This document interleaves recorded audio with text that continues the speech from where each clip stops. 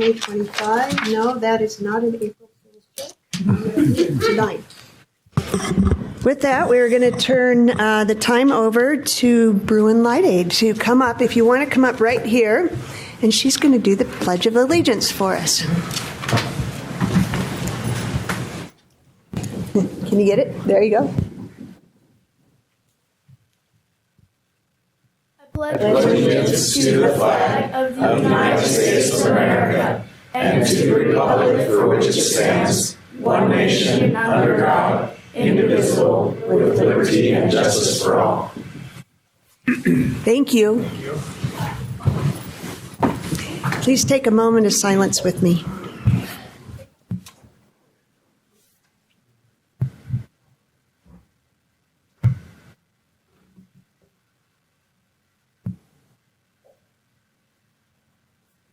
Thank you. Next on our agenda is some acknowledgments. We've got a couple tonight. The first one is the Financial Literacy Month.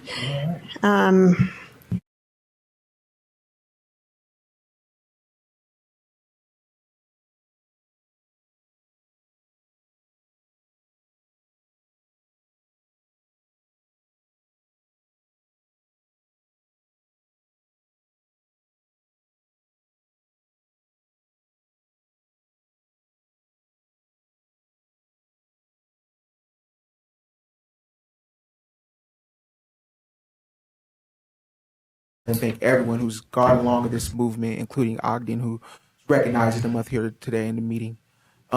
So let me just pull up my remarks. Excuse me for that. I have it already in my pocket.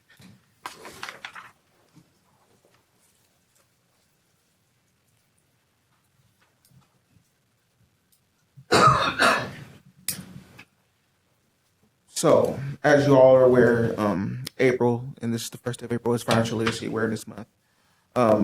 We are just doing proactive steps to recognize and do a lot across the state in this month.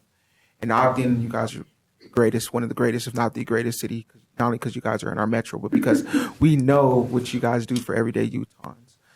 The first thing I just want to bring you guys' attention is that if any of you guys are interested in joining the Utah Council for Financial and Economic Education, I'll repeat that again, it's or UCFE. The Utah Council on Financial and Economic Education was started back in resolution 2009. And through that resolution, every quarter, as a council, we talk about various ways to help enrich the financial education of all Utahns. Many people from many walks of life can join the council. We do encourage elected officials, if they're interested, to join. It's an opportunity to be able to talk about how we can impactfully help and improve these resources, along with the fact that you'll get exposure to banks and networking relationships to the banking industry who's very much involved in trying to make sure that economic education is forthright and at the forefront. You guys being Ogden, like I said, if any of you council members are interested in that, or Mayor Nadowski, we would love to see you guys at that meeting, just because of the fact that we need more voices at the table. We need to be able to make sure that we're influencing that economic education in an impactful manner. The next point that we'd like to make is about the Utah Treasures Investment Challenge. We have a lot of young people across the state who just don't know what investing is, and they're scared of the idea of investing. And the reality is, for the K through 12 demographic specifically, though, once they hit, I want to say K through 12, it's more through the 3rd through 12 in demographic. They can compete. They get an imaginary $100,000. With that imaginary $100,000, they decide what stocks they like to pick. And whoever does the best, we invite them to a banquet. First to third place, of course, comes to the banquet.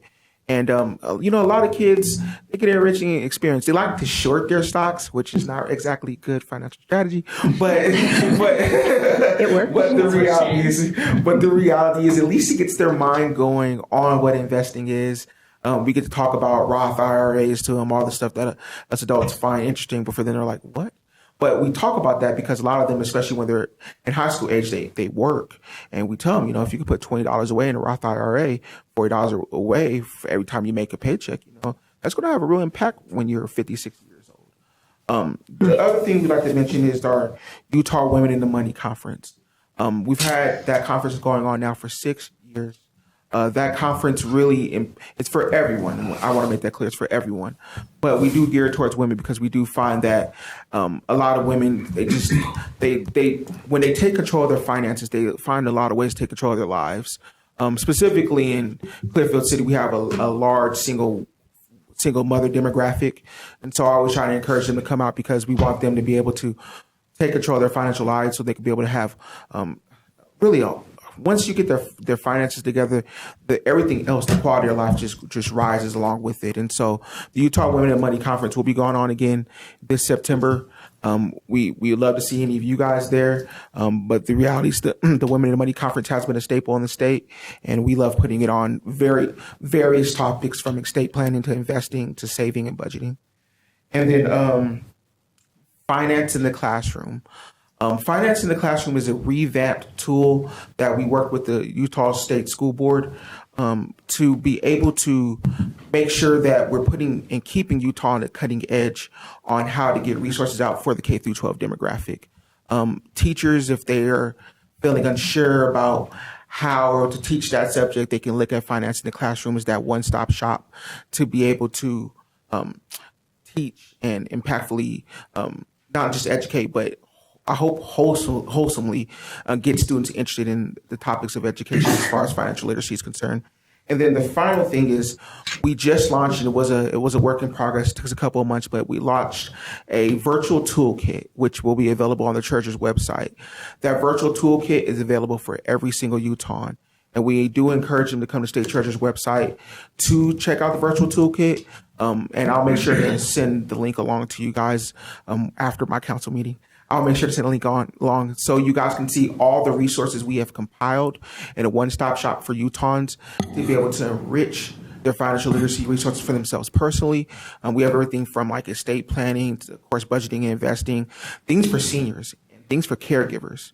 I have a very big heart for that demographic, just for the fact that as I've learned about the lack of resources that involve around financial literacy resources for the aging demographic, I want to make sure that in their retirement years and their golden years, that they actually stay golden in this economy. With that being said, Ogden, thank you so much for having me here today.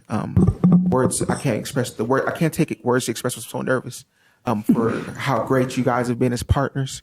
And the reality is that once again, you guys are the engine. I appreciate you guys, and I hope you guys have a great day. You guys, if you guys have any questions for me, have your staff feel free to email me, reach out to me, and thank you again for all your support. Chair White? Yeah. I just want everyone to know that the QR code that's on the screen actually will take you to the State Treasurer's Office's website where you can access all of that information that Carice just mentioned. Mr. Johnson? It's Thompson. Sorry, it's Mr. Thompson, but Thompson. Yeah. Sorry. Councilmember Thompson. Actually, yeah. okay. You didn't bring any $1 million bills with you today, did you? I didn't. I didn't know if it was that type of occasion to hit you guys with a couple $1 million bills. I sure would have brought you guys some and dropped some on you. But Well, Brittany brought a few years ago when she came for this, but we want you to say hello to her. Would you go meet her? Yeah, I will. Brittany is actually a lot of people. Brittany's gone out of town for a bit. I will make sure to send her your guys' love to her too. Also, Tell her we miss her. Yeah, and we'll make sure next time I come around here, we'll have some $1 million bills, maybe some piggy banks too, so you can give to your kids or your grandkids. that'd be great. All right, Thank you. Thank you. Appreciate the presentation. Council from you. Yeah. Thanks for being a good partner in our MSA. And Chair, I don't think there's a more important time to be in this space where we're helping our young people understand what personal finance is all about. I read an article this week where we've all seen, you order something online and you're offered the opportunity to use a 4-payment, break your purchase up into 4 payments. And one of those companies is called Klarna. Well, now young people are they'll place an order, a $20 lunch order, and have DoorDash deliver it, and DoorDash is giving them the option to break it into 4 equal monthly payments. Your lunch. I bet they're going to get hungry before that. Oh my goodness. Well, they got a $20 lunch and $20 to get it delivered and to divide it into equal payments. It's nuts. So you can would you spend $40 for lunch? No. You just did. And people don't put all that together. Yeah. So thank you for the work around financial literacy. I think it's really important because it becomes so easy for people to just say, yeah, I'll make that in 4 payments without understanding what that really means. Thank you. You bet. That's how I like. Next on our agenda is the Ogden School District Family and Teen Center. Fernando, come on up. Just want to confirm something. Is anybody here from the Ogden School District Family Staff Center? So, Council, if that's okay with you, we want to recognize them properly. They have a wonderful work that they do in the high schools and a couple of the elementaries, doing a wonderful work helping special vulnerable populations. And if that's okay with you, we'll leave it for a future date when they're able to attend, and we can provide that recognition. I think we can accommodate that, yeah, for sure. That'd be okay? That'd be fine, Right, yeah. next time will be a different chair. So I appreciate all for the continuing collaboration that you have with the Engagement and Community Commission. So thank you. All right, thank you. Well, then we'll move on to our next agenda item. It's the approval of minutes. First, the work session and regular meeting of February 4th, 2025. Councilmember Ritchie. Yes, Chair, I reviewed both the work session and regular meeting of February 4th and find it to be accurate. And the joint work session of the Ogden City Council and the Ogden School District Board of Education on February 6th. Councilmember Myers. Madam Chair, I reviewed the joint work session of the Ogden City Council and Ogden School District Board of Education meeting on February 6th and find them to be correct to the best of my knowledge. Great. The joint work session and special meeting of February 11th, 2025. Councilmember Chaburka. Yes, those are correct to my memory. It is on. Joint work session and regular meeting of February 18th, 2025. Councilmember Blair. Yes, thank you, Chair. I have reviewed those minutes and found them to be correct, and I would make a motion that we go ahead and approve the minutes listed. Second. We have a motion by Councilmember Blair, second by Councilmember Ritchie. This is a voice vote. All in favor? Aye. I'd assume no one's opposed. All right. Moving on, we have reports from administration. I'm not sure who from administration is reporting, however. I think Cody Rogers, the attorney, should be online, and he will be presenting. Hi, everyone. Yes, I'm on. Yeah, so we have Cody, we have you on. We're going to review the proposed lease of the Marshall and White Center I'm just going to let you describe what we're going to talk about with the new market tax credits.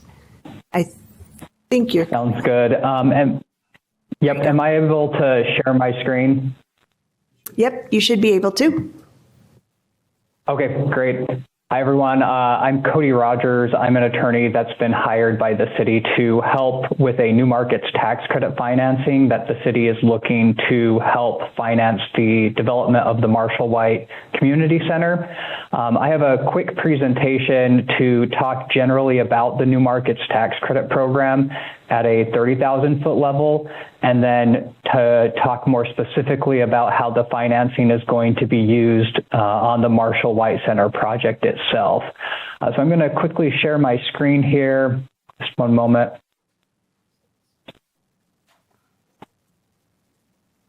If you're having any issues, just let me know, but you should have a screen that says investors and ROI. We do. Yep. Okay, great. So the New Markets Tax Credit Program was a program that was designed to create a problem that people were seeing in the world.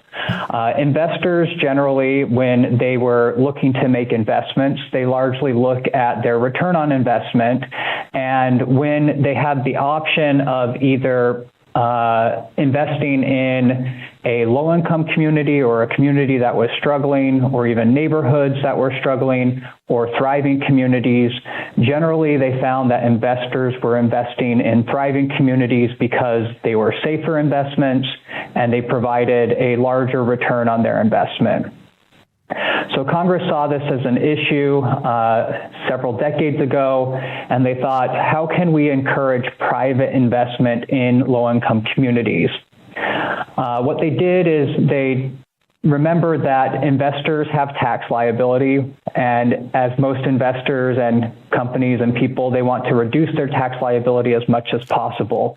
So what they did is they created what was called the New Markets Tax Credit, which would encourage investors to make investments in low-income communities. It would give them tax credits as a result of those investments, which would reduce their tax liability, which would make them happy. It would make the low-income communities happy because they were receiving investments from investors, and it would also help with their return on investment and make these investments more likely to happen.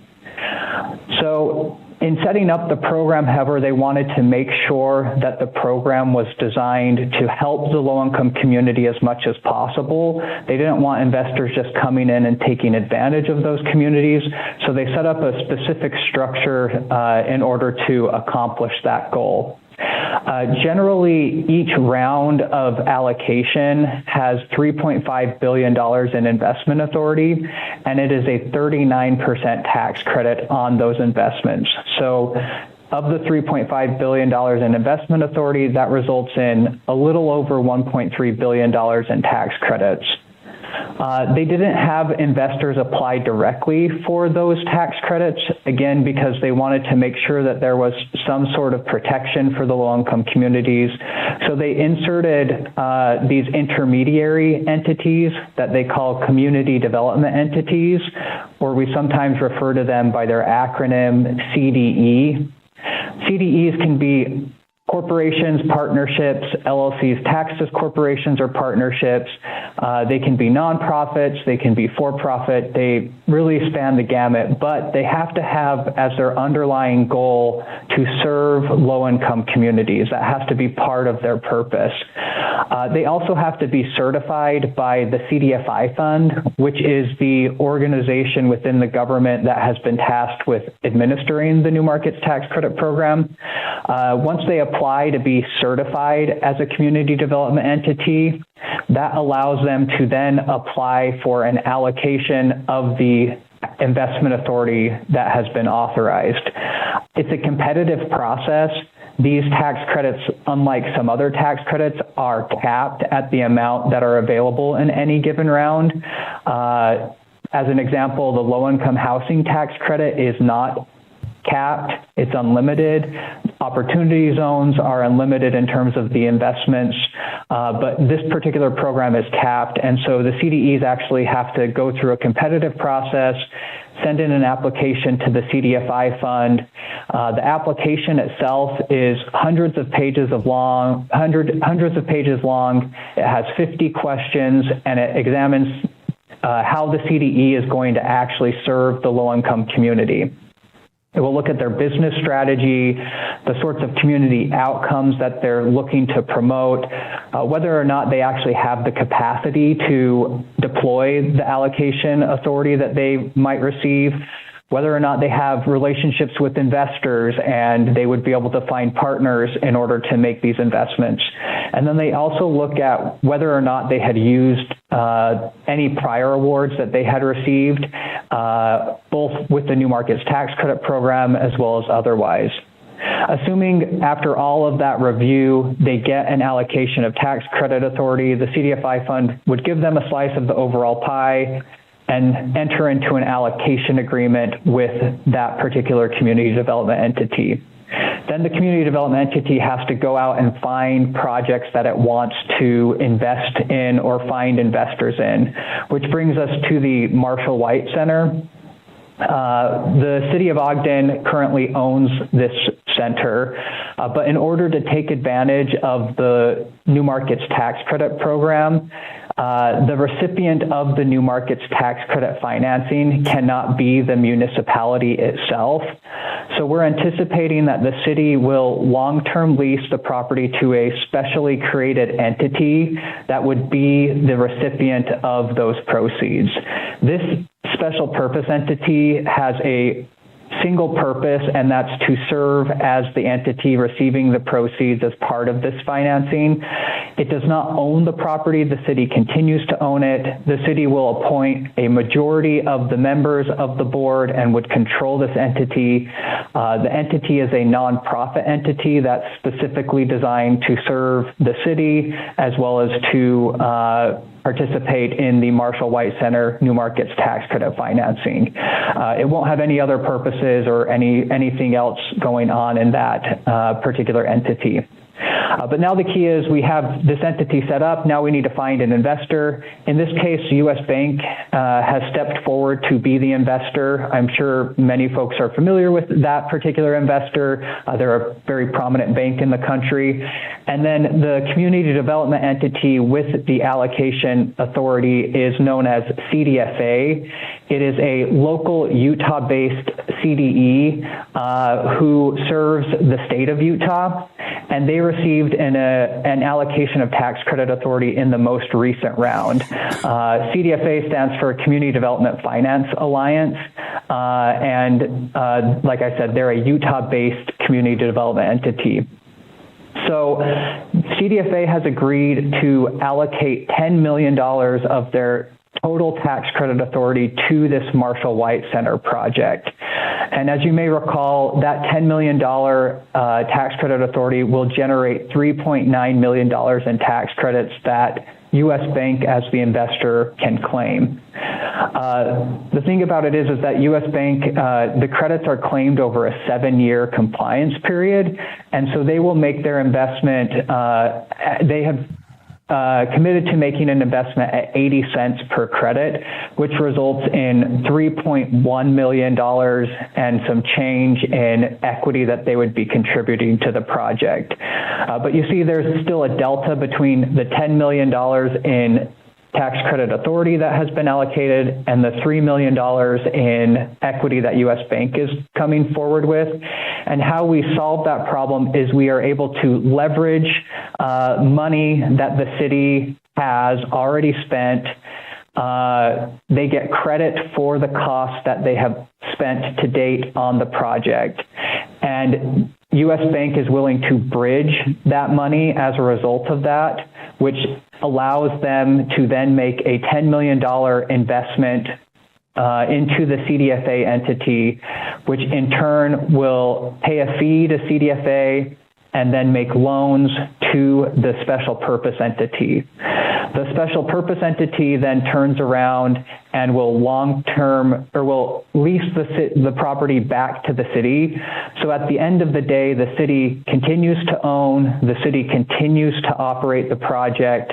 And so for all intents and purposes, the city continues to act as normal under the structure and in its operations of the facility. The SPE will reimburse the city for the costs that it spent on the project, and then the city will then contribute a portion of those reimbursements to make the leverage loan, allow the municipal building authority to make that loan, and then to pay off the bridge equity.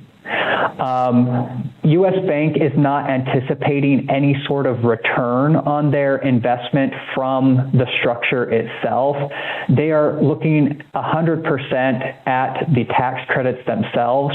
They're not looking at repayment on their investment or anything like that.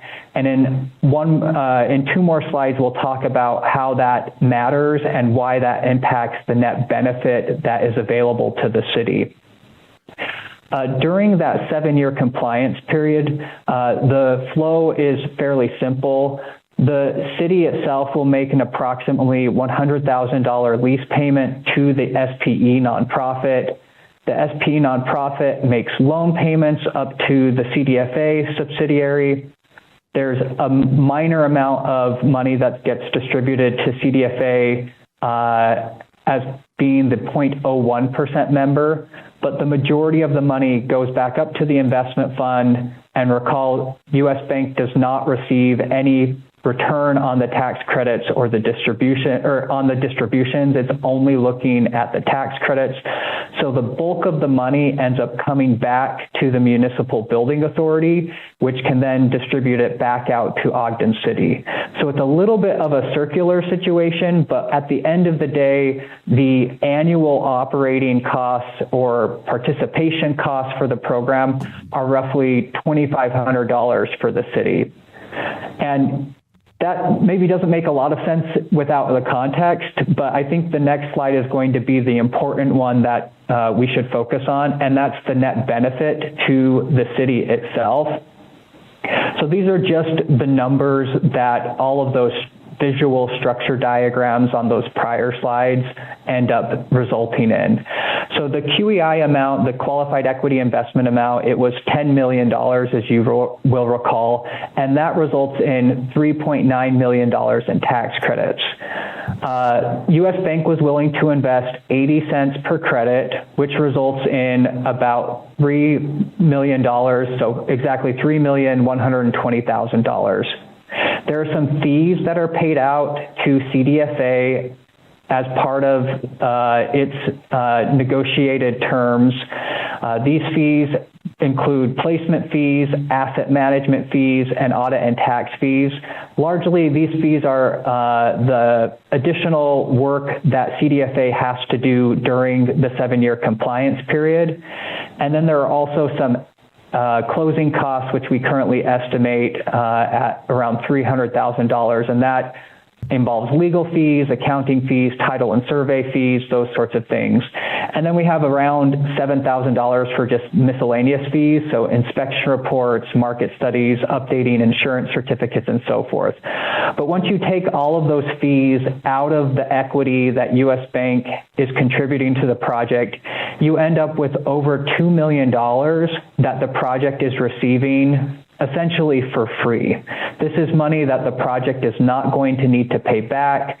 This is money that the project can use to pay towards costs that either weren't going to be possible or that the city had to eliminate because, as we know, costs for everything have been going up lately. So the city can now add in additional items that they previously were not able to. But the bottom line is that by participating in the New Markets Tax Credit Program, it unlocks over $2 million that ultimately is sourced from an investment that from U.S. Bank that the city will, at the end of the day, get for free. So that is the program at a very high level, as well as specific analysis to how the program is being applied to the Marshall White Community Center. I'm happy to answer any questions folks might have, but thank you very much for your time. I very much appreciate it. Thanks, Cody. Are there any questions? So it sounds like we might be having some mic issues. So when we're talking, make sure that we talk into the mics pretty clearly. Is that better, Brandon? Okay, great. Any questions for Cody?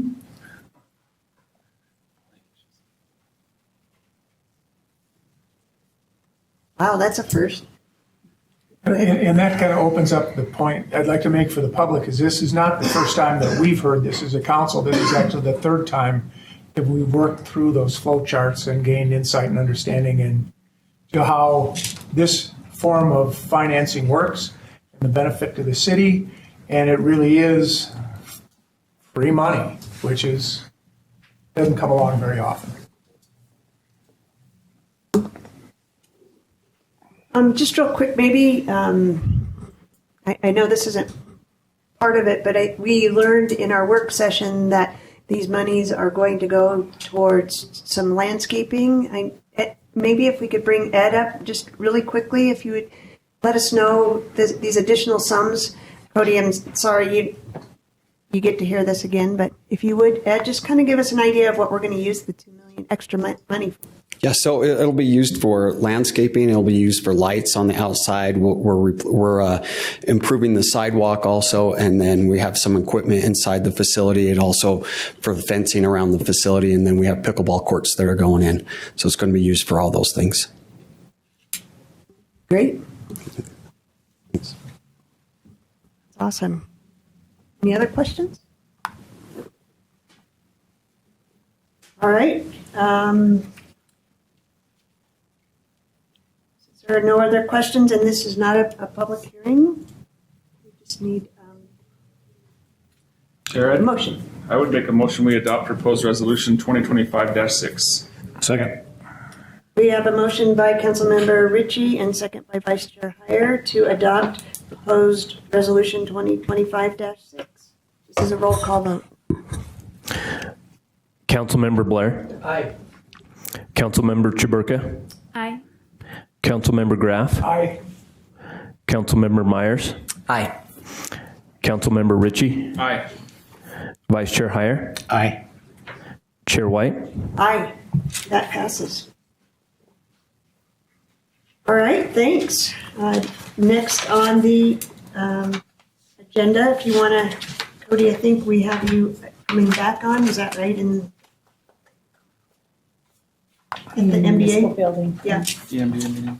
All right, next on our agenda is the proposed name for the new Marshall White Community Center Fieldhouse. If you'd like to come up again, sorry about that. Shouldn't have gone so far. Thank you for allowing me to be here tonight. Tonight, I'm here at the request of Ron White, where he's asked that the field house inside of the Marshall and White Community Center be named after Officer Lyday. A little bit about Officer Lyday is that he was born here in Ogden. He attended Taylor Elementary School, Mount Fort Junior High, and he graduated from Ogden High School. He also graduated from Weber State. As we know that he was fulfilling his lifelong dream of working as an officer in Ogden when his life was tragically taken. I have Ron White online that would like to say a few things about this also.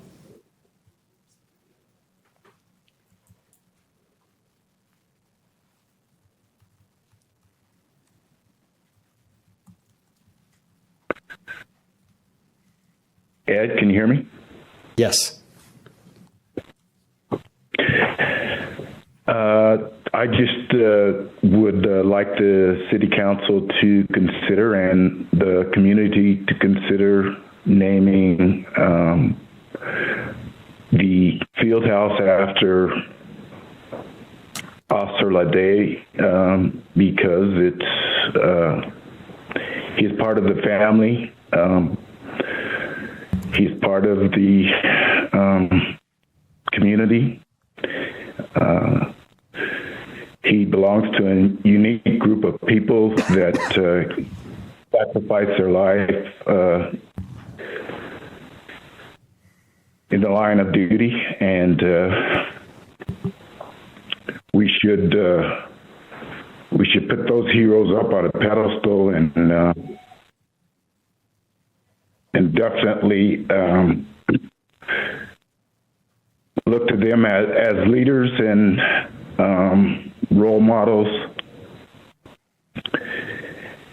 And in today's society where our police officers are being used against our citizens, we definitely need to bring people closer together, bring groups closer together, and hopefully this will be a sign of a good future for our police officers to be role models and mentors for our young people in Ogden. That's my intention. Thanks, Ron. Thanks. And that's it. Ed, so one of the things that you sent out to us are other facilities that we've named after individuals. Can you just run through that list for us as well? Yeah, absolutely. So obviously we named Ogden's Community Center, Marshall and White Community Center. Inside the community center, we also named the gymnasium after William Lyons, who was the director there and also the boxing instructor at one time. We've named our ball fields after Marv Castile, who was recreation director. We also named Serge Simmons ball field out there, and then recently we had Watt, the basketball courts up at Liberty Park, named after Watt Misaka. And then we have various parks and Yes. swimming pool, I guess. Yeah, and swimming pool named Lauren Farpool. Yes. Yep. Great. May I ask a follow-up question? I don't know if my mic is really working, but will we have the Bill Lyons named in the center still as well? Yes. Okay. Yep. We preserved the plaque. Matter of fact, they're getting cleaned and polished up right now for the grand opening. And so, yep, we plan on putting it back in the gymnasium. Yep. Ed, can I so there's been some discussion and maybe some confusion. Maybe you could just explain this a little better for the public that's listening in. It's still going to be the Marshall White Center. Correct. And then can you explain what exactly the field house is? Does that make sense? That's a great question. So it's a turf area in there that people can practice baseball, softball, soccer. They could play futsal in there. But it's really a practice space is what it's meant for. Yeah. Thank you. Yep. Any other questions for Ed? No? All right, thanks. Thank you. Right, this is a public hearing, we're accepting public input, I'm sorry. Maybe? Yes, we are. It's listed. Yeah. Just trying to- He's got that look on his face again. Again? Sorry, we can't see if there's. see the thing? Yeah. Sorry, I'm trying to figure out audio issues. We could use this one, I suppose. We just can't even see if it's I online. have to speak again. That's true. It's saying mine's not working at all. Okay, thank you. I don't plan on making meetings. All right, great. Is there anyone in the? We're going to accept public input now. We've got a few people online. Let's go to Jenny Taylor, who has her hand raised. Good evening. Are you able to hear me all right? We can, thanks. Okay, great. I am really excited about this initiative and this proposal. I'm sorry I can't be there in person tonight. I'm actually in Washington, D.C. for some military meetings where I am very close to both the Martin Luther King Jr. and Abraham Lincoln memorials, among others.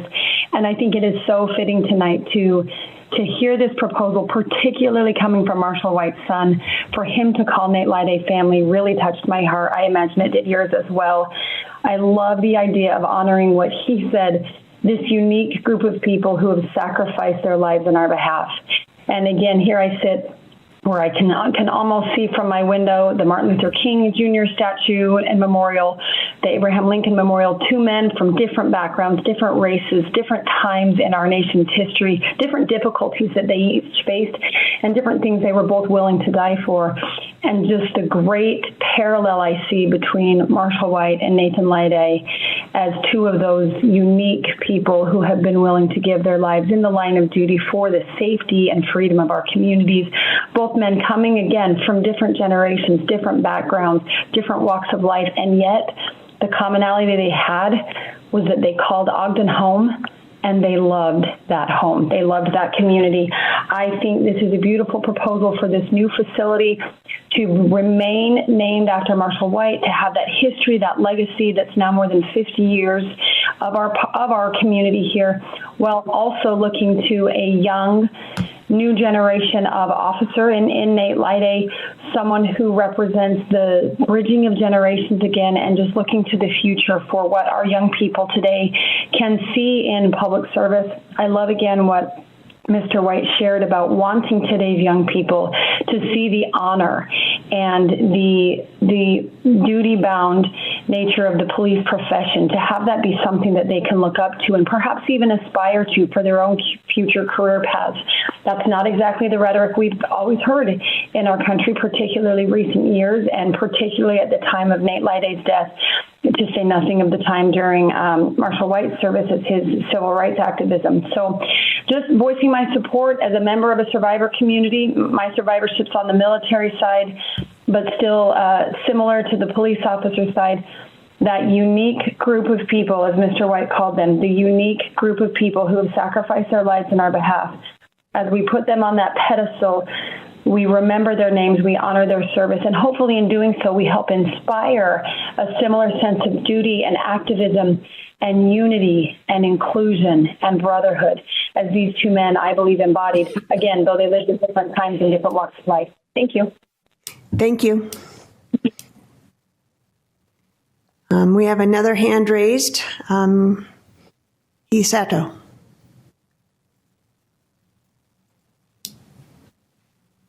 Hi, Heath Sato, Ogden resident. I appreciate, I had sent an email or two regarding this item on a few weeks ago. And I especially appreciate Councilmember Marcia White speaking to me on the phone extensively. I also spoke to Councilmember Heyer. I appreciated those conversations. And so, you know, my position fairly well is not that I'm against it. I just think it needs to be discussed with the wider community. And when I brought that up, I was told that this was brought up and endorsed by everyone at a meeting that included Betty Sawyer and Angel Castillo. And I spoke to both of them, and they both said that it may have been mentioned a couple or a few years ago as sort of a side note during a meeting, but it was certainly not discussed. And my only issue is that I think before a decision like this is made, I think the community directly involved should have a discussion about it. I think announcing it as a sort of a done deal was premature, and that those discussions need to happen first. So I appreciate you listening to what I had to say on this, and I hope you'll listen to what a lot more people have to say on it. Thanks. Thanks, Heath. Doesn't look like anyone else is online. Anyone in the room?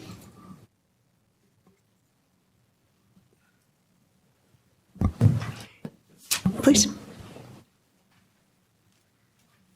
Hi there. I'm Andrew Leidy. I'm Nate Leidy's father. I'm here with my son, his sister, Nate's sister, and some other family folks here, and Nate's nephew, Bruin, who did the pledge for you. And anyway, we appreciate you all considering this. When I got a call from Ed Bridge several months ago, and we talked about this initially and felt like it was a really nice honor to be able to remember Nate this way. He was, certainly as Ed's kind of stated, he was, I think Chief Randy Watt at the time said he was kind of a son of Ogden. And that was very true. I thought if there was a way, I actually knew Jared Frankham, the officer who the Frankham Public Safety Center is named after, who was lost in 2012 during a time that I was also a police officer.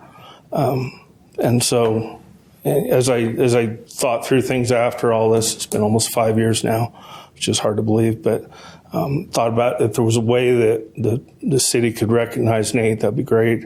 And I thought ahead of a recreation facility somewhere, because he had played basketball, soccer, about anything with Ogden City Rec or Junior Jazz. So, and there again, we appreciate the consideration on this. I think it is a perfect thing. I was familiar with the story of Marshall White, and we had been there to events, still go there for Bruins basketball games. So anyway, appreciate your consideration and thought on this, and we'll go there. Thank you. Thank you.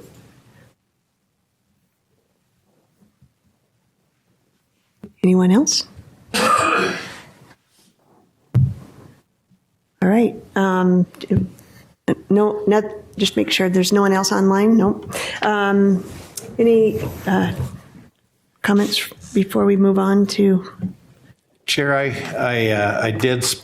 There was some emails that were, well, maybe it was text, I don't remember, some form of communication that happened amongst the council, and there was a mention of this support from the group, with Betty and several others. And I ran into Betty that night, and I tried to call her, but left a message because she wasn't there, but I did run into her, and I asked her that question, and she had indicated that, like he said, that it wasn't a point of discussion, but it had been broached.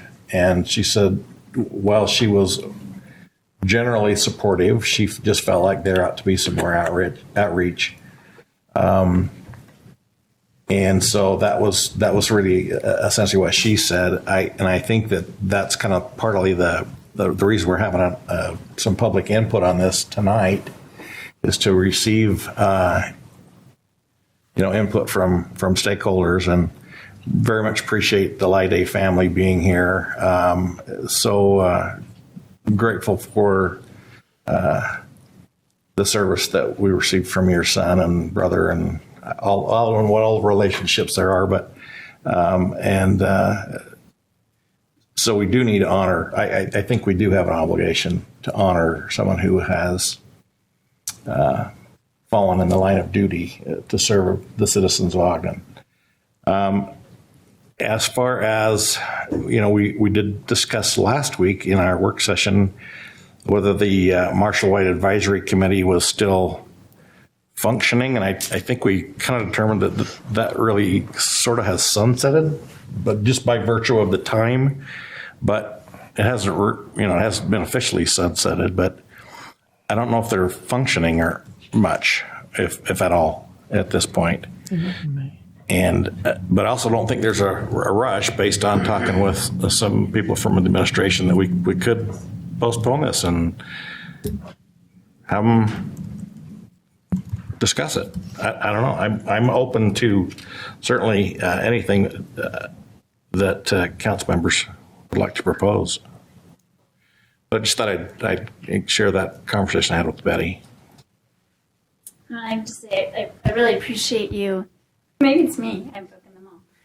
I appreciate you doing that outreach to Betty, etc., because I wasn't able to do that at that time, and I've only received a couple of comments back. It was similarly, to have the community have a chance to get some input on it. So I'm totally in favor of having the Marshall White Advisory Committee just review it. Just as a form of policy or operations of the center. But my bigger question was, how involved has the committee been in opening up the new center too? Not necessarily just about this topic, but in general, reading the ordinance, that describes the committee. It says that they will oversee or give advice on the operations of the center. So I was just curious what their involvement was for that, and I think their next meeting is in April or May, right? So they're only meeting quarterly. So I'm open to that idea too. Chair, can I say a few words? I would like to thank Ed and Ron White for bringing this forward. When it came to us in a work session, which it was a presentation, I don't think this was ever this is, they brought it to us as a recommendation from Ron White, and I appreciated that, and I appreciated the opportunity. We didn't have a lot of discussion that night, so I really wanted to reach out to Mr. White and talk to him about his feelings and how this came about, and it was through those conversations that I just was so impressed by his character and his love for Ogden City and his willingness to pay it forward. He had mentioned, and I don't want to put words into his mouth, and I hope I can adequately describe our conversation. When we were talking about this, he said it was an honor for him and his family when Ogden City chose to do this for his father, and he said he always knew that there would come a time when they would want to pay that forward, and they were thankful to have this opportunity now. I believe he had reached out to the Lide family when at the time of Nathan's tragic death, and kind of got close and familiar with the family, and just felt a kinship and a relationship with them, and knew that he wanted to do something, and this came along and was a wonderful opportunity. But I just, and appreciate his willingness to join the two families and to create this sense of a community at the Marshall White Center, our community center. So I appreciate his willingness and his vision, not only for the Marshall White Center but for our community. And it was a wonderful conversation. I think this is a wonderful tribute. I think it's a tribute to Marshall White and the legacy of Marshall White, but also to Officer Lyday and the legacy that he left also, and what this can do not only for the Marshall White Center but for our community as a whole. And I appreciate Mr. White's words tonight about everything he said, dealing with what the vision he has for bringing this forward. I reached out to there was people in a meeting where this has been discussed, and I feel like the overall consensus of the people I've talked to was positive and felt very, very good about honoring this request from Ron White and the White family. So I can say no, I support this request, but I'm willing to take some time. I don't know what gathering more information looks like. I think this is the venue for it. I'm glad we had this opportunity tonight. If it's through the Marshall White Advisory Committee, I'm happy to do that too. I think we've.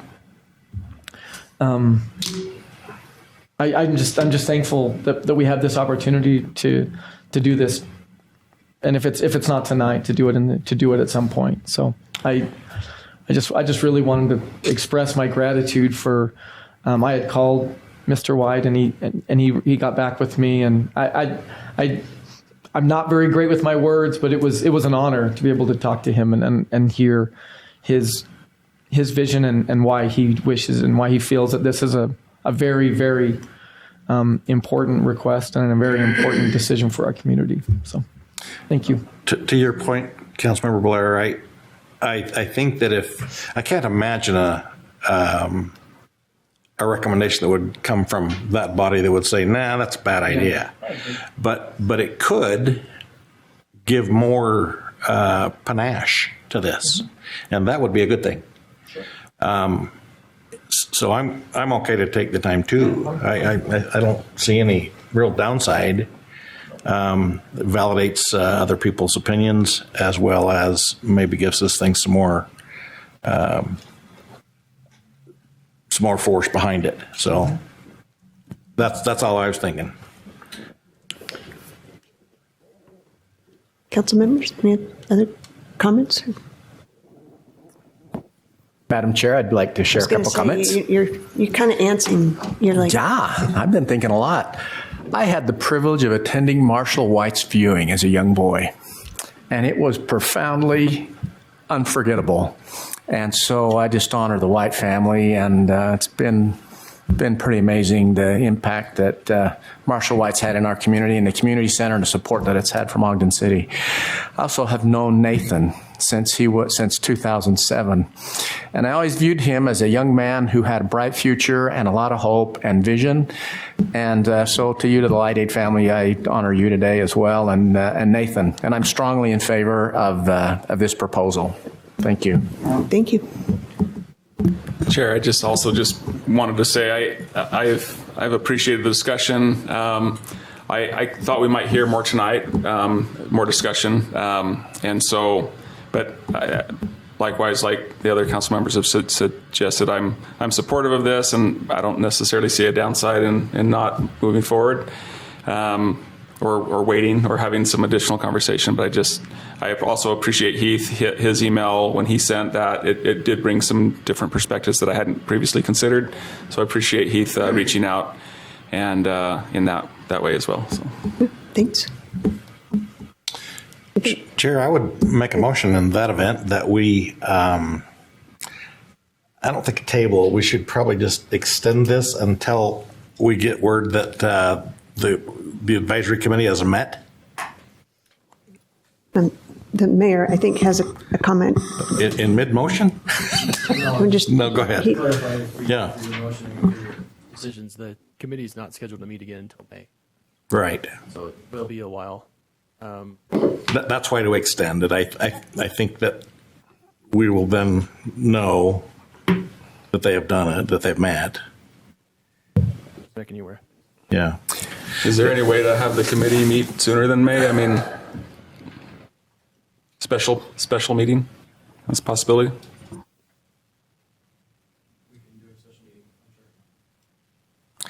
So that's my motion, is that we extend this until post Marshall White Advisory Committee meeting. That's your motion? That's my motion. Okay. Second. All right. We have a motion by Vice Chair Heyer, second by Councilmember Chaburka to extend it until the Marshall White Advisory Committee meets and comes back. And can we do a time that you might, so it's not May, you have one scheduled in May, is that correct? Maybe we can schedule one sooner than in April, or should we just?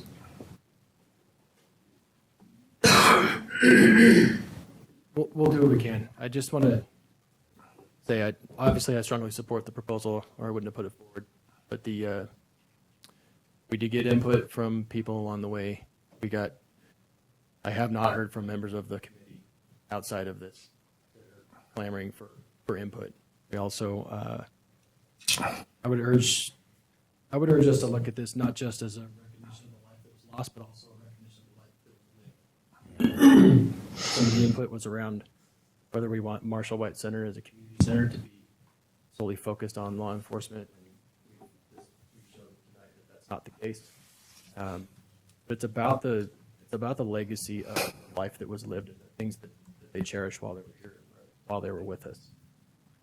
Those are the things that are rooted in this proposal.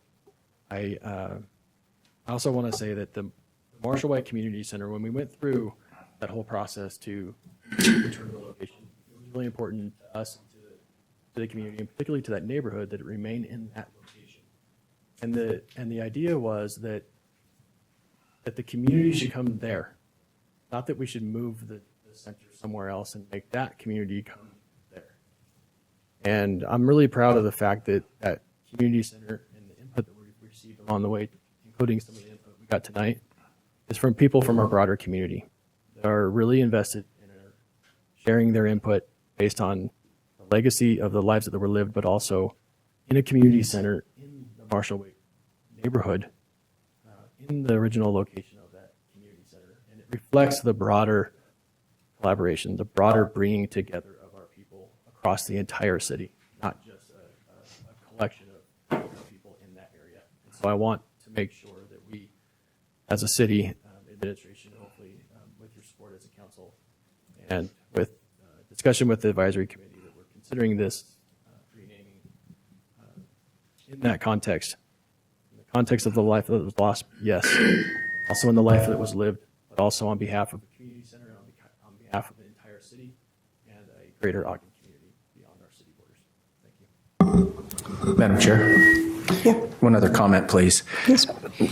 This is a great proposal, and I think we can debate and go back and forth with a lot of ideas and seek a lot of input, and maybe that's what we should do in government, but I just don't believe in that. I would prefer just to move forward and go ahead and make the proposal and vote on it tonight.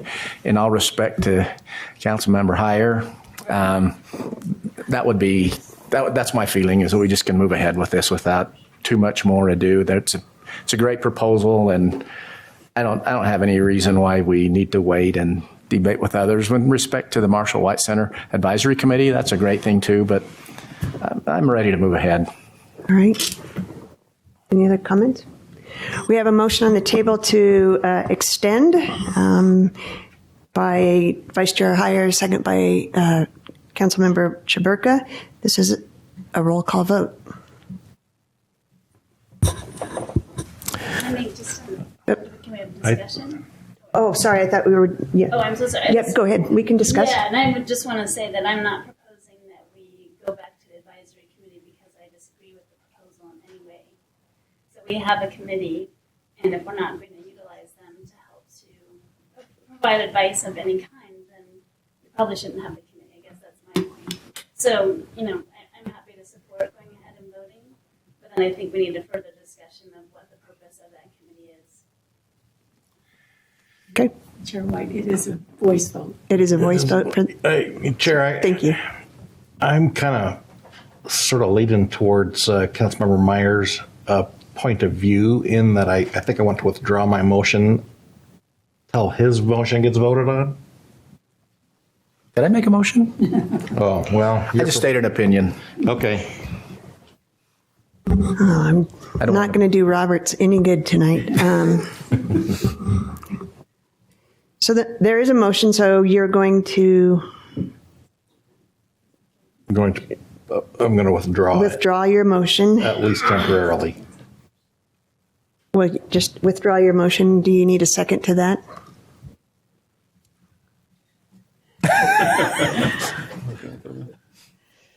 The second doesn't need to concur. I can second. If there was a motion made, I would second that gladly. Everyone here would second. All right. Yeah. So Vice Chair Heyer has withdrawn his motion to extend until another motion is.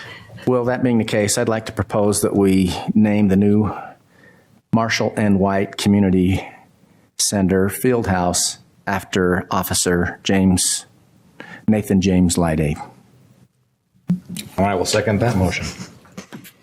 All right. We have a motion by Councilmember Myers and second by Vice Chair Heyer to name the Marshall N. White Community Center Fieldhouse after Nathan James Lyday. This is a roll call vote. It's a roll call vote. Councilmember Chaburka, Aye. Councilmember Graff, Aye. Councilmember Myers, Aye. Councilmember Ritchie, Aye. Councilmember Blair, Aye. Vice Chair Heyer, Aye. Chair White. Aye. That passes. All right. I'm sorry for the stickiness of this whole thing. I think I caused it. I'm sorry. That's a noble thing, though. So we commend you for that. It's a good thing, but I like the wheels to move forward a little quicker sometimes, and it seems that we get bogged down in it. It's true.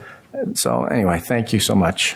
I just support Councilmember Chaburka's point as well, that I think this further discussion on the committee is worth having. So I don't know how that happens or where that happens, but. I agree. Yeah, I'm happy to make an initiative that we eliminate the committee if we're not using it. I don't want to waste volunteers' time if we're not going to utilize their efforts. Their official sunset date, I think, is April 2026, and so That's what it was. it's a ways away. So, Mayor, Can I just real quick? I don't know if Ron White is still online. I don't know if Ron White is still online, but I'd like to just thank him for this proposal, and also the Lyday family for being here tonight, for everything. Thank you. And I think I'm passing off to the mayor. Thanks. Apparently my mic's not working, so unfortunate for those online because my prior words were unbelievable. I just want to say that I'm sensitive to the comments you made, Councilmember Chaburka, because you're right. We need to honor the committee, and if there was anything done that didn't honor the committee, put that on me. I'll take that. And I want to make an offer because this has to be done and done right and done in a way that absolutely honors the recipient and the man that behind the name. That we're still going to convene the committee, and we can convene the committee earlier as well. And I want to make good use of the committee's time because the input that I heard was that people had concern and they had procedural concern, but I didn't hear anybody just outright say I'm opposed to this. It was around some procedural concerns and not talking with the right people, and I'll take that hit for that. But also, I think that there's a really great opportunity for us to convene the committee and ask for their help in coming up with a meaningful way to celebrate this. I think that when we open this center, we're going to be honoring Dr. Marshall N. White, Detective Marshall White the man, right?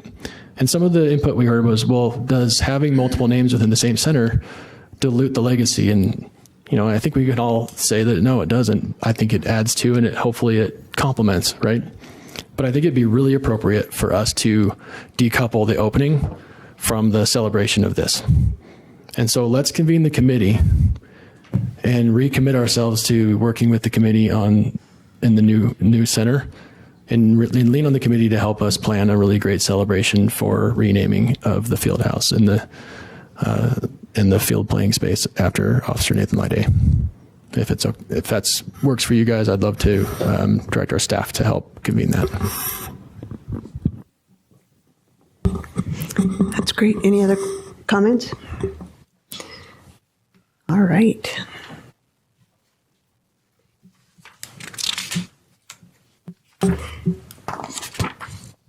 All right, it's time for public comment.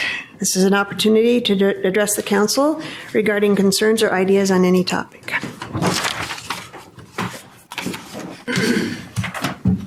Send an email. Here's one copy if you want to pass it around. I'm going to be referencing those photos. Hi, my name is Deanne Chaston. I sent an email. Hopefully you all got it, or most of you.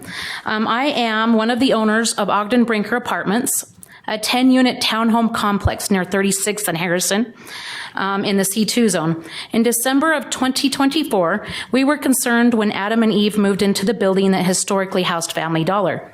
At first, we were sure that Ogden City wouldn't let such a business locate just 20 yards from the front doorstep of where minor children live. A preliminary search of their business informed us what kind of company this was moving in next door. According to their own website at adameve.com, they are, quote, the leading sex toy company in the USA. When you want to shop erotic toys, we have it all, end quote. However, according to Adam and Eve's November 2024 business license application with Ogden City, they are merely a, quote, lingerie clothing retail store, unquote. Despite this reputation, a search of Ogden City Municipal Code showed us that Ogden City does not consider Adam and Eve a sexually oriented business, or SOB, as long as they keep their sex toys in an area less than 15% of the total floor space and make that area not accessible to minors. This business has already had adverse secondary effects on my business and may contribute to declining property values. Incidentally, soon after Adam and Eve moved in, the daycare moved out. Their space is still up for lease, and the landowners have likely suffered from loss of income since December. Interestingly enough, when they marketed this space for lease, their marketing materials indicated they were adjacent to Family Dollar, not Adam and Eve. We ourselves have already had tenants leaving and breaking their lease because of their proximity to this business. Despite how much room these sex toys take up in the store, I would guess that a majority of the sales and revenue come from selling sex toys. Their website has very little reference to lingerie, and it is clear the reputation they are building their business on is sex toys. However, their business license application didn't even mention sex toys, or more specifically, instruments, devices, paraphernalia, which are designed for use in connection with specified sexual activities. So I am here to ask Ogden City to change its definition of a sexually oriented business in order to protect land and business owners such as myself.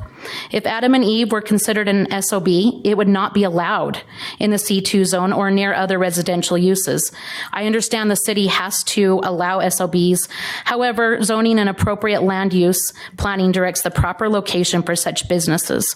I ask you to seriously consider if this situation as presently constituted is appropriate.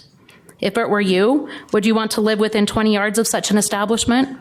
Would you want your children or grandchildren living here? Thank you for your time. Thank you.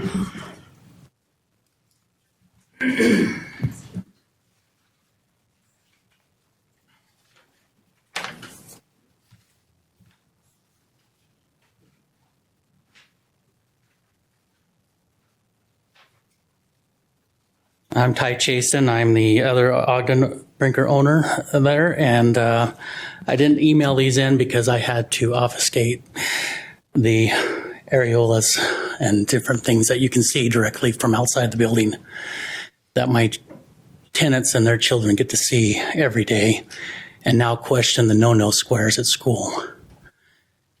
It's been kind of very devastating for them because it's not the employees, it's the customers that come out, litter on the ground, and then it blows into our property. They don't have ample waste garbage facilities for all of their waste that blows into our facilities. Their snowplow driver pushes all of their snow into our parking, putting the burrs right behind our tenants so they can't get out and go to work at 4 o'clock in the morning when they need to be at work at 6. But 4 o'clock, they're in there plowing, and not only plowing the snow out on 35th, pushing it out onto Harrison Boulevard. I know that's breaking an ordinance, and we don't have anybody downstairs that's addressing that, let alone the lights that are on 24/7 shining into the second floor story of my tenants' children's rooms, and they can't sleep, and then they go to school and they're coming home getting in trouble because they didn't get the sleep they needed. And all we've done is gone over and asked them, can you please change your lights so that they shine down on your property and not onto ours? They're wide open and it's as bright as day all night long.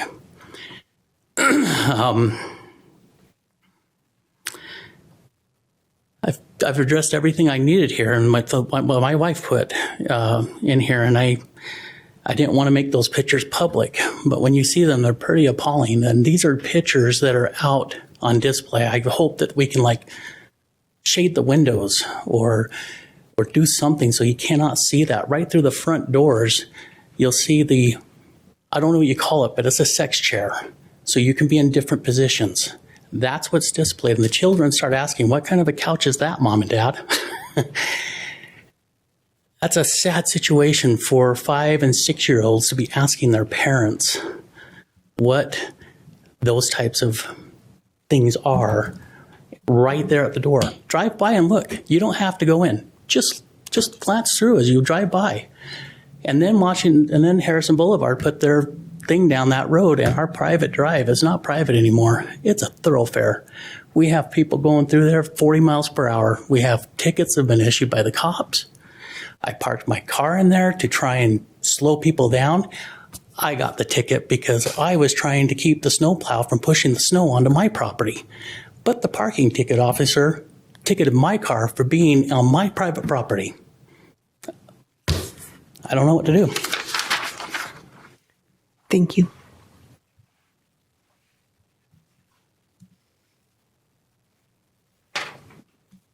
Anyone else? Anyone else online?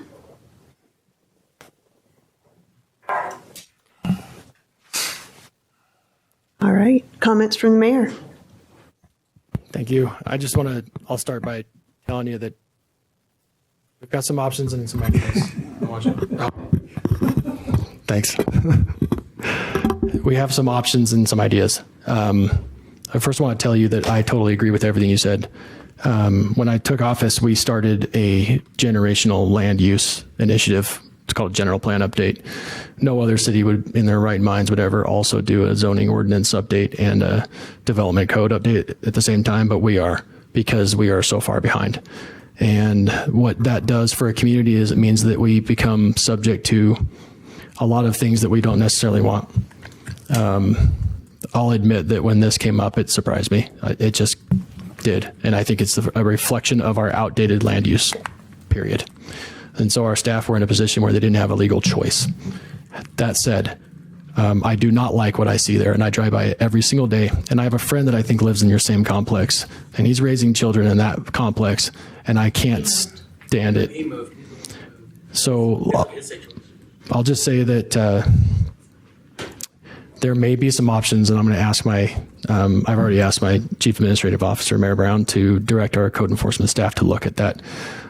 Some of whom are in the room with us at the moment, to see if we have any options. I do think that it's possible that there are some things that we can do with the existing rules to protect our children. I don't like what I see in these photos at all. I would never want my children walking past that and seeing that.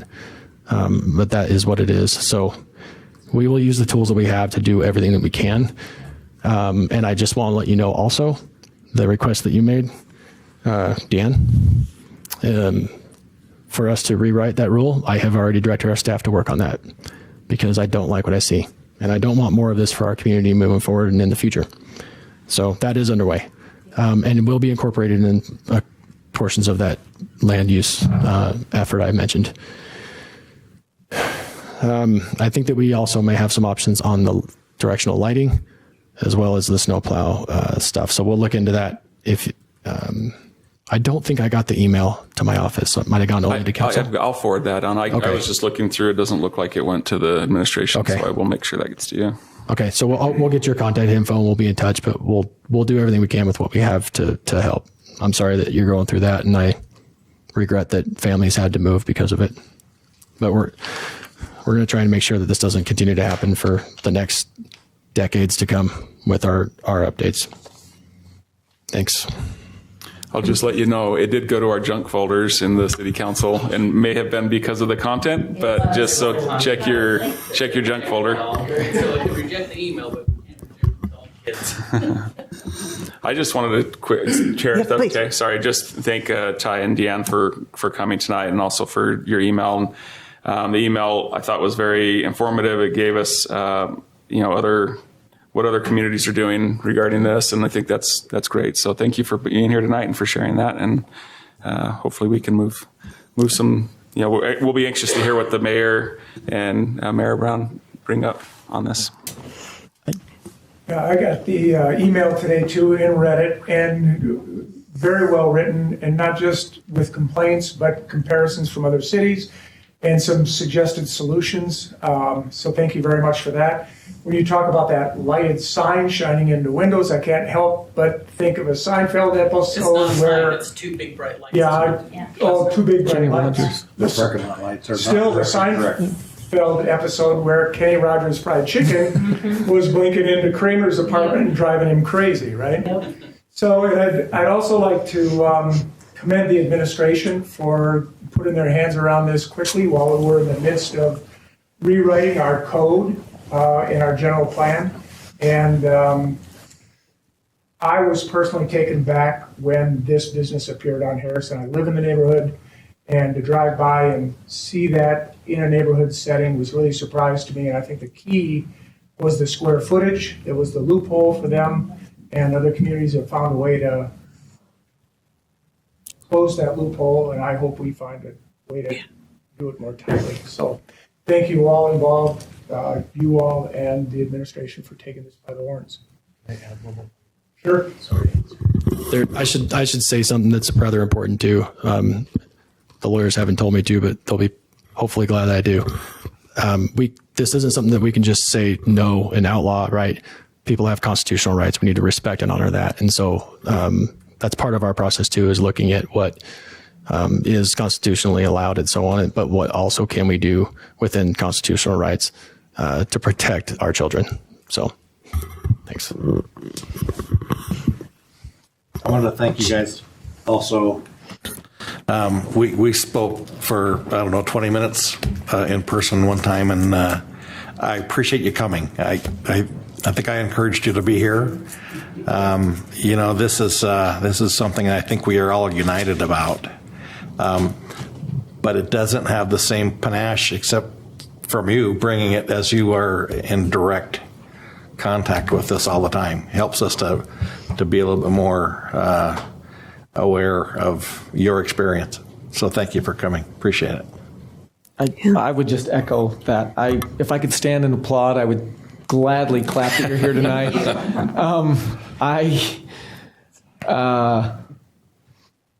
I think taken back or shocked would be an understatement. When I saw the sign going in, I was befuddled how something like that, how that business could appear or reside on a major thoroughfare so close to schools and residents. I immediately asked how this was possible. I wanted to know what exactly we were doing to mitigate it, which sparked major discussion about what we can do moving forward. So, but that doesn't. It carries more weight. It's a lot more real when it comes from those most impacted. So I appreciate you taking the time. I appreciate you taking the time not only to come here tonight, but to also do your homework and research. A lot of people come here and just want something fixed without suggestions, and I appreciate you not only coming and asking for action, but also coming with suggestions and coming with information.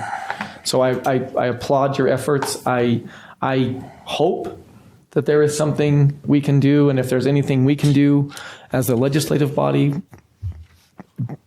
we will do that. I applaud the administration for taking a look at this and also looking into what they can do. So I'm sorry that it went into the junk mail and we didn't get it till this morning, but I'm glad I have it now, and I do thank you for being here. Great. I really appreciate it too, and I feel like, I don't know if this mic is working. I've broken all the mics apparently. But I just wanted to say that, I think certainly there's some code issues possibly with the litter and the plowing and the lighting. So I think that's definitely something where when I agree that, some kind of covering. Because I just want to note something I did point out to my fellow council members when this issue came up. There's actually a similar business on Washington Boulevard right off the beach. Like just 2 doors down from Odyssey Elementary, right next to Jefferson Park, and also right next to some residences. So I don't think I've heard the same complaints from that business in the surrounding area. So I think maybe they are doing some other things to mitigate some of those challenges. So maybe we could learn from what they're doing, because of course it might be challenging to do anything about it now that the facility is already there. So that's all. I'm happy to help. Thanks. All right. Since the mayor's used his comments up, any other comments, Mayor? Sorry. Comments from the council members? I'll move we adjourn. All right. Second. All right. We have a motion by Councilmember Meyer, second by Vice Chair Hyatt to adjourn. This is a voice vote. All in favor? Aye. Aye. All right. Any opposed? All right. We'll move on to our next meeting. Thanks again, you guys. Thank you so much. It's our tenants that are going to be very blessed by it. You're welcome to stay. Yeah, stay. Everybody should just assume everything we've got. Thank you. It's so fun. All right. We just have one quick other meeting. Trustee. Are we trustee? I'd like to ask to be excused, please. All right. Thank you. Take care. See you there. See you, Sean. All right.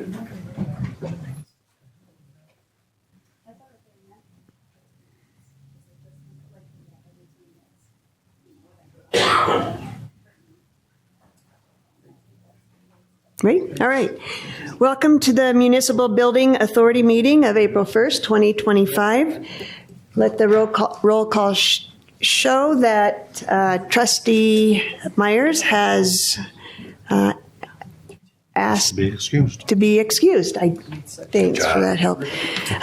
So he will no longer be joining us, but first on the agenda is a public hearing with the New Market Tax Credit funding. We have a presenter. Cody, hopefully, is still online somewhere. All right. Hi, everyone. Yep, I'm on. Great.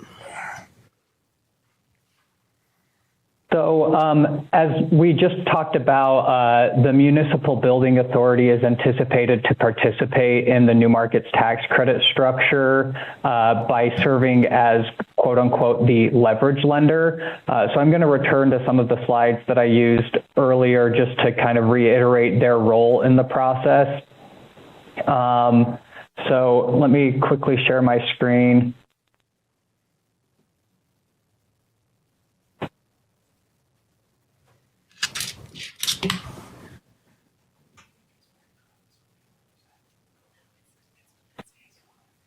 Okay, so just a reminder, here's our structure. We have the city long-term leasing the property to the SPE. We have U.S. Bank, CDFA, the tax credits, and then where the municipal building authority comes into it is they will be making a loan to the investment fund. It's a little bit of a misnomer because they're not having to come out of pocket for any of those proceeds because, as I mentioned earlier, the municipal building authority and the city can get credit for money that it's already spent on the project. And ultimately how that happens is U.S. Bank will bridge the leverage loan. So they will overfund the amount of equity that they're contributing to the investment fund entity in order to start this flow happening. So they will contribute their $3 million in equity. They will also contribute their $6.8 million in bridge equity. That will fund all of the money all the way down to the SPE. And then the SPE will in turn provide a reimbursement to the city, and then the city can then transfer the money to the municipal building authority, which it will then use to make the leverage loan, which is then used by the investment fund to pay off the bridge equity. So at the end of the day, no money is going to need to be appropriated, or no money needs to come out of pocket either from the city or the municipal building authority to make the loan. It all happens on the day of closing, and it all happens in that circular fashion. The other role that the municipal building authority will be playing is during the compliance period. As we mentioned, the city will pay lease payments. Those lease payments ultimately get distributed up back through the structure, and then the investment fund will be making loan payments to the MBA itself. And the delta between the lease payments and the loan payments that are received by MBA, like I mentioned before, is about $2,500. But ultimately, the MBA will be receiving about $97,000 in annual interest payments off of those loans. And once the MBA receives those, it can then transfer them to the city.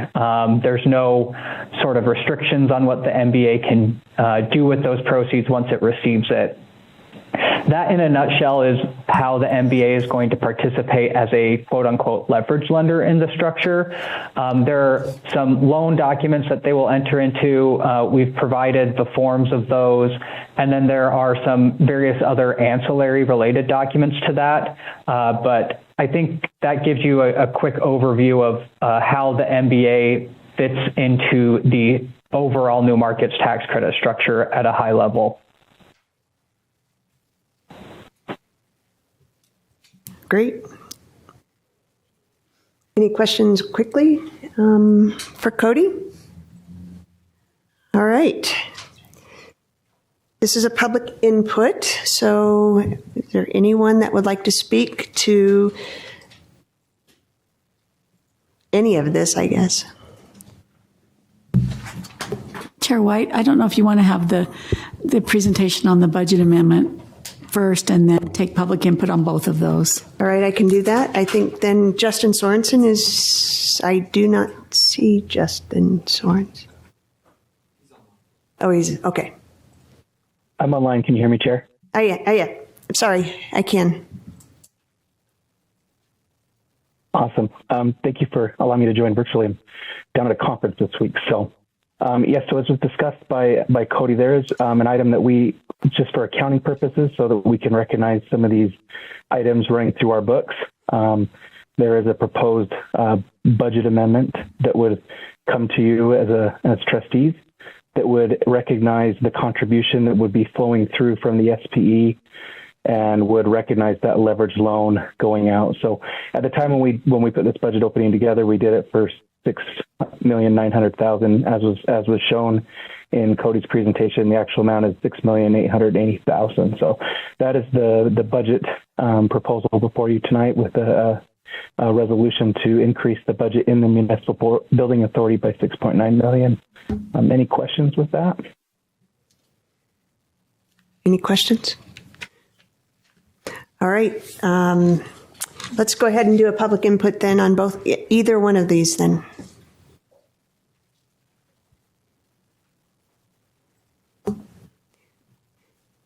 Seeing no movement. just public input, no? Yep, that's all it is. Is it public comments? No, No, it's public Just hearing. public input. So I'd make a motion, You don't Chair, need that to. we close the public hearing. There's no public hearing. It is a public hearing. It is a public, oh, it is a, dang. All right, go ahead. Well, I'll second that motion. Okay, then. sounds good. We have a motion by Trustee Ritchie and second by Vice Chair Heyer to close the public hearing. This is a voice vote. All in favor? Aye. Any opposed? All right. With that, then moving on to the next motions.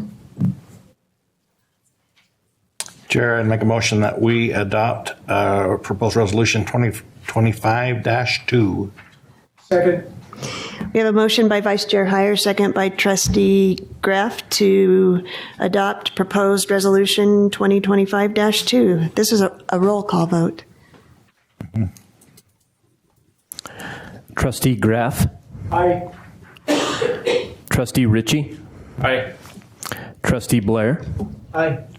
Trustee Chaburka, Aye. Vice Chair Heyer, Aye. Chair White. Aye. That passes.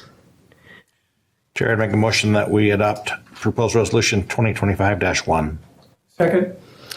We have a motion by Vice Chair Heyer and second by Trustee Graff to adopt proposed resolution 2025-1. This also is a roll call vote. Trustee Ritchie, Aye. Trustee Blair, Aye. Trustee Chaburka, Aye. Trustee Graff, Aye. Vice Chair Heyer, Aye. Chair White. Aye. That passes. Yay. All right. Comments from the president. None at this time. Wise move. Comments from the trustees. If we could get some of that free money coming a little more often, that'd be really good. Yeah. That's a neat thing. It is neat. Thank you for all that put the time into this. I know it has been fast and furious, and thank you to our staff, to the administrative staff, and the people that are not here, and Justin, who's down in somewhere, and Brandy. I know you guys put a lot of time into this, but we're excited to use that extra $2 million to do some more fun things with the Marshall White Center. So with that, Chair, I would make a motion to adjourn. all right. Second. Motion by Trustee Ritchie, second by Vice Chair Heyer to adjourn. This is a voice vote. All in favor? Aye. Any opposed? All right.